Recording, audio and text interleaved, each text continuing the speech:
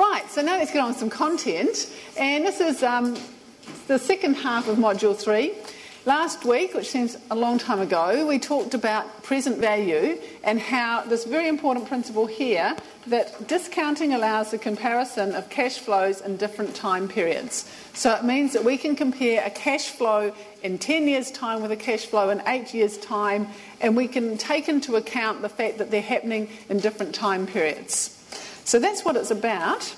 And today we're going to learn about annuities and using the formulas and using Excel. And last year I used to get people to use their calculators. This year we don't want you to use your calculators, we just want you to use Excel. It's way easier and it makes sure you know how to use Excel.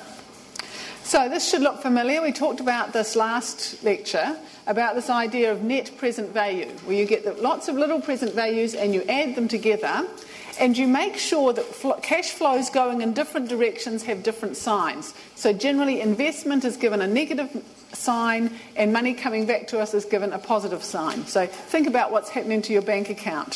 So here in this one we paid $8,000 to begin with, so that's a negative $8,000.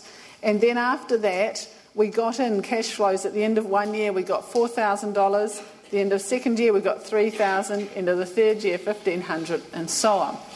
So those are cash flows over time, and so what we want to do is bring each cash flow to a present value, add them all together, and we get a net present value. Okay, so doing that in Excel, again I think this is a repeat of last lecture a little bit.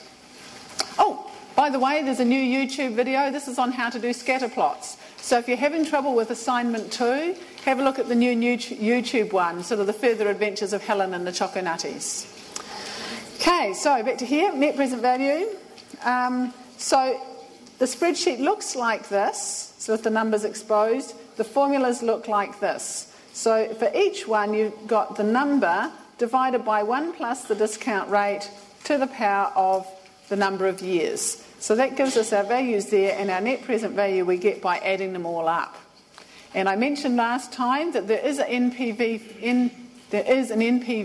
function in Excel, but it makes assumptions that aren't always correct, and so it's better to do your NPVs this way.